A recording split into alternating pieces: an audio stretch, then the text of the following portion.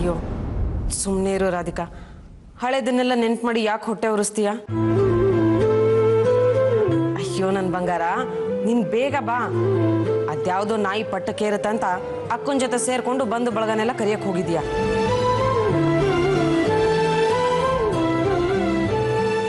ನೋಡು ರಾಧಿಕಾ, ಮನುಷ್ಯ ತಪ್ಪು ಮಾಡ್ತಾನೆ, ಆ ತಪ್ಪು ಅವನಿಗೆ ಪಾಠ ಆಗ್ಬೇಕು.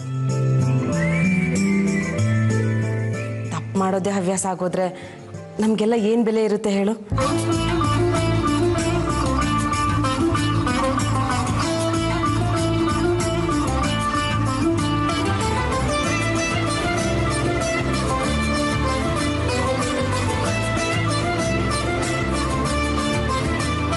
ಅಯ್ಯೋ ಬಾರೆ ನನ್ನ ತಾಯಿ, ನಿನ್ನಂಥ ಮಗಳಿಗೆ ಅಕ್ಕ ಅಲ್ಲ ಕಣೆ, ತಾಯಿ ಆಗ್ಬೇಕು ಅನಿಸ್ತಿದೆ.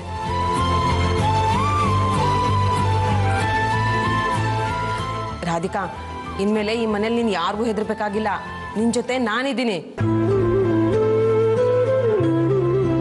ಆ ಶಾಂತನಿಗೆ ಶೀಲಂ ನಂಜು ಸೇರಿ ಒಂದು ದೊಡ್ಡ ಹಳ್ಳನೇ ತೋಡ್ತಿದ್ದಾರೆ. ಅವನ್ ಪಟ್ಟಕ್ಕೆ ಹೋಗೋ ಬದಲು ಸೀದಾ ಹೋಗಿ ಹಳ್ಳಕ್ಕೆ ಬೀಳ್ತಾನೆ. ಅದು ನಿನ್ ಕಣ್ತುಂಬ ನೋಡುವಂತೆ. ಬೇಗ ಬಂದ್ಬಿಡು.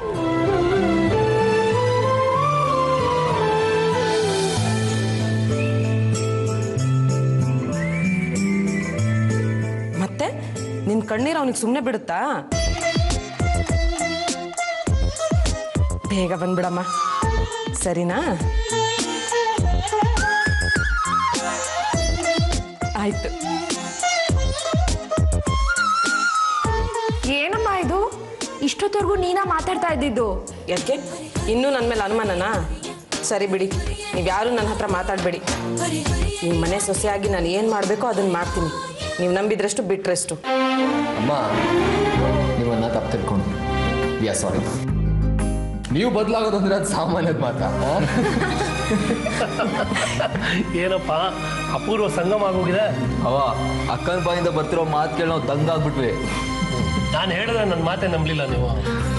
ಕಣ್ಣು ಕಾಣಿಸ್ತಾ ಇರಲಿಲ್ಲ ಕಣೋ, ನೀವೆಲ್ಲರೂ ಸೇರಿ ಸರಿ ದಾರಿ ತೋರಿಸಿದ್ರಿ. ತಪ್ಪಿನ ದಾರಿಲಿ ಹೋಗುವಾಗ ಮನುಷ್ಯನಿಗೆ ಸರಿ ತಪ್ಪುಗಳ ವ್ಯತ್ಯಾಸನೇ ಗೊತ್ತಾಗಲ್ಲ. ಈಗ ಸರಿ ದಾರಿಲಿ ಹೋಗುವಾಗ ಮನಸ್ಸು ಎಷ್ಟು ಹಗರ ಅನ್ನಿಸ್ತಾ ಇದೆ ಗೊತ್ತಾ? ಈ ಬದಲಾವಣೆ ಸ್ವಲ್ಪ ದಿನ ಮುಂಚೆ ಬಂದಿದ್ರೆ ಎಷ್ಟು ಚೆನ್ನಾಗಿರ್ತಿತ್ತು ಅನಿಸ್ತಿದೆ. ಅಕ್ಕ, ಈ ಮಾತು ನೀನು ಆಡ್ತಿರೋದು ನಂಬೋದಕ್ಕೆ ಆಗ್ತಿಲ್ಲ. ನಂಗಂತೂ ಈ ಮನೆ ಹೊಸ ತರ ಅನಿಸ್ತಾ ಇದೆ. ಎಲ್ಲಿ ನೋಡಿದ್ರು ನಮ್ಮ ಅಮ್ಮನೇ ಕಾಣಿಸ್ತಾ ಇದ್ದಾರೆ. ಓಯ್, ಅಜಾನ ಬಾಬು ತರ ನಾನಿದ್ದೀನಿ, ನಾನು ಬಿಟ್ಟು ಚಕ್ಕೋರೆ ಕಾಣಿಸಲ್ಲ ಈ ಮನೆ ಪೂರ್ತಿ.